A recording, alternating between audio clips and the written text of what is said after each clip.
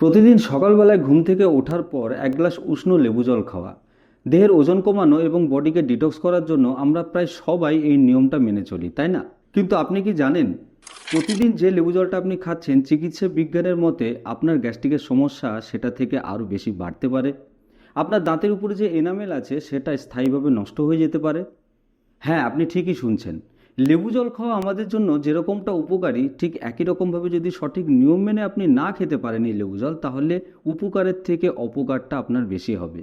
আজকের এই ভিডিওতে আমি মেডিকেল ব্যাখ্যা সহ বোঝাবো যে লেবু জল খাওয়ার সময় মানুষ প্রধানত কোন কোন ভুলগুলি করে, কাদের জন্য এই লেবু জল পান করা একদম উচিত নয়, এবং এই লেবু জল পান করার সঠিক ও নিরাপদ নিয়মগুলি কি কি। প্রথম ভুল, অতিরিক্ত গরম পানি বা ফুটন্ত পানির সঙ্গে লেবুর রস মেশানো। মেডিকেল সায়েন্স বলছে লেবুর মধ্যে প্রচুর পরিমাণে অ্যান্টিঅক্সিডেন্ট ও ভিটামিন সি পাওয়া যায়। ভিটামিন সি হলো হিট সেন্সিটিভ বা তাপে সংবেদনশীল। আপনি যখন অতিরিক্ত গরম পানির সঙ্গে এই লেবুর রস মেশাচ্ছেন, তখন এই লেবুতে থাকা ভিটামিন সি ধীরে ধীরে নষ্ট হয়ে যায়। আপনি হয়তো লেবুতে থাকা টক স্বাদটা পাচ্ছেন, কিন্তু এই লেবুর মধ্যে থাকা ভিটামিন সি এর মতো পুষ্টিগুণ আপনি ঠিকঠাকভাবে পাচ্ছেন না। তাই সবসময় হালকা কুসুম গরম জল অথবা যে সাধারণ তাপমাত্রার জল সেটা ব্যবহার করাই সবথেকে শ্রেষ্ঠ। দ্বিতীয় ভুল হলো অতিরিক্ত ঘন লেবুর রস খাওয়া বা প্রচুর বেশি পরিমাণে লেবুর রস খাওয়া। আমাদের দেহে পাকস্থলিতে সাধারণভাবে প্রতিদিন প্রায় 2.5 লিটারের কাছাকাছি HCl বা হাইড্রোক্লোরিক অ্যাসিড, যেটা প্রচণ্ড অ্যাসিডিক হয়, সেটা ক্ষরণ হয় বা সেখানে স্টোর হয়ে থাকে। তো আপনি যদি ঘন ঘন লেবুর রস খান বা বেশি পরিমাণে লেবুর রস খান, তাহলে কি হবে, যাদের মধ্যে আগের থেকে গ্যাস্ট্রিকের সমস্যা আছে অথবা আলসারের সমস্যা আছে, তাদের কিন্তু বুকে জ্বালা পোড়া করা অথবা রিফ্লাক্সের মতো সমস্যায় দেখা দিতে পারে। তৃতীয় সবথেকে মারাত্মক ভুল হলো লেবুর রসকে সোজাসুজি চুমুক দিয়ে পান করা। লেবুর রসে উপস্থিত সাইট্রিক অ্যাসিডের পিএইচ এমনিতেই খুবই কম হয়, যেটা প্রচণ্ড অ্যাসিডিক হয় নেচারে।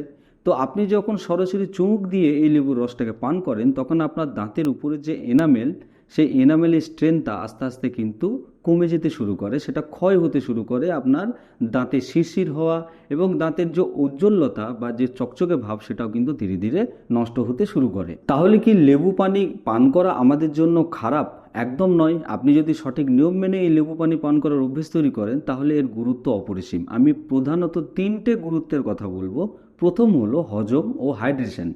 সকালবেলায় উঠে যখন আপনি উষ্ণ লেবু পানি পান করার অভ্যেস তৈরি করবেন, তখন আপনার পাকস্থলীকে এই উষ্ণ লেবু পানি কী করবে, সক্রিয় করে তুলবে।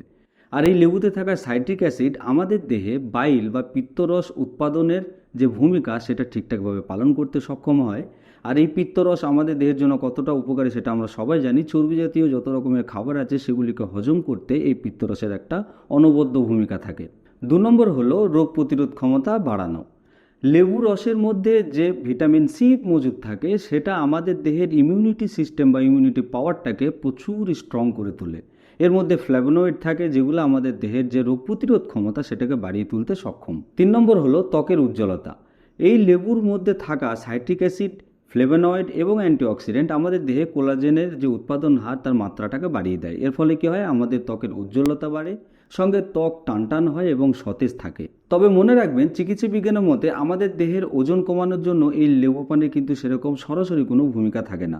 আসলে লেবু পানি কী করে, আমাদের দেহের যে বিপাকক্রিয়া বা মেটাবলিজমের রেট, সেটাকে বাড়িয়ে তুলতে সাহায্য করে। যত বেশি বিপাকক্রিয়া হবে, তত আমাদের দেহের ওজন কমতে শুরু করবে। এর পাশাপাশি আপনি মিষ্টি যে পানীয় পান করার অভ্যেস তৈরি করেছেন, তার বিকল্প হিসেবে যদি আপনি লেবু পানি পান করার একটা অভ্যেস তৈরি করেন, তাতে কী হবে, আপনার দেহের সমস্ত রকম রোগ প্রতিরোধ ক্ষমতা তো বাড়ছেই, সঙ্গে আপনার ত্বক উজ্জ্বল হচ্ছে এবং আপনার হজমের শক্তি বাড়ছে। পাশাপাশি আপনার যে বিপাক ক্রিয়ার হার, সেটাও বেড়ে যাচ্ছে, অর্থাৎ আপনার দেহের ওজনও কমতে কিন্তু শুরু করবে ধীরে ধীরে। সবাই কিন্তু একইভাবে লেবু পানি সহ্য করতে পারে না। ডাক্তারি পরামর্শ অনুযায়ী যাদের কিছু সমস্যা আছে, তাদের অবশ্যই সাবধান হয়ে যাওয়া উচিত এই লেবু পানি পান করার আগে। প্রথম যে সমস্যা, যাদের মধ্যে পেপটিক আলসার এবং গ্যাস্ট্রিকের সমস্যা আছে, অ্যাসিডিটির সমস্যা আছে, তাদের এই লেবু পানি পান করা একদম উচিত নয়। দ্বিতীয় হলো মাইগ্রেনের যদি সমস্যা থাকে কারোর মধ্যে, এই লেবুতে যে টাইরামাইন থাকে, এই টাইরামাইন কি করে, মাইগ্রেনের ব্যথাকে ট্রিগার করতে পারে, অথবা এই মাইগ্রেনের ব্যথাটা শুরু করার পিছনে টাইরামাইনের একটা ভূমিকা থাকে। অতএব মাইগ্রেনের সমস্যা যদি আপনার মধ্যে থেকে থাকে, তাহলে কিন্তু আপনাকে লেবু পানি পান করা মোটেও যাবে না। 3 নম্বর হলো কিডনি স্টোন। একটা প্রবাদ বাক্য চালু আছে, যদি আপনার কিডনিতে পাথর হয় তাহলে আপনার অবশ্যই লেবু পানি পান করা উচিত। কিন্তু আপনাকে বলে রাখি যে যদি কারোর মধ্যে এই সাইট্রেট জনিত সংবেদনশীলতা থাকে তাহলে তার কিডনি স্টোন যতই হোক না কেন, কিডনি স্টোনের অনেক ধরন আছে, সেই ধরনটা আপনাকে আগে বুঝতে হবে। আপনি যদি না বুঝতে পারেন, আপনার ডাক্তারবাবুর সঙ্গে পরামর্শ নিয়ে তবেই কিন্তু আপনার লেবু পানি পান করা উচিত, যতই আপনার কিডনি স্টোন থাকুক না কেন। তাহলে সর্বোচ্চ উপকার পেতে কিভাবে খাবেন আপনি এই লেবু পানি, চলুন আমরা এক এক করে জেনে নিই। প্রথম হলো, একদম অতিরিক্ত ফুটন্ত পানি বা গরম পানি তো মোটেও না। আপনাকে কি করতে হবে, হালকা কুসুম কুসুম গরম পানির সঙ্গে অর্ধেকটা লেবুর রস মেশাতে হবে। দ্বিতীয় নম্বর হলো, সেই লেবু জলটাকে মেশানোর পর আপনাকে সরাসরি চুমুক দিয়ে পান করা যাবে না, আপনাকে একটা স্ট্র ব্যবহার করতে হবে। 3 নম্বর হলো, লেবু পানি পান করার সঙ্গে সঙ্গে ব্রাশ করা যাবে না বা পানি পান করা যাবে না। অন্তত 30 মিনিট পর আপনি সেটা একটা সাধারণ পানি দিয়ে মুখে কুলিকুচি করে নিন, তারপরে আপনি ব্রাশ করুন। 4 নম্বর হলো, এই লেবু রসের সঙ্গে স্বাদ বাড়ানোর জন্য আপনি পুদিনা পাতা অথবা আদার রস মেশাতে পারেন, চিনি মোটেও মেশাবেন না। আপনি কি প্রতিদিন সকালবেলায় ঘুম থেকে উঠে এই লেবু পানি পান করেন? অবশ্যই আমাকে কমেন্ট করে জানাবেন।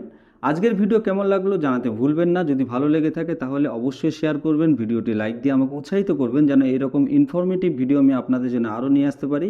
দেখা হবে আবার অন্য কোনো ইনফরমেটিভ ভিডিওতে। ততদিনে আপনি সুস্থ থাকুন, ভালো থাকুন। ধন্যবাদ।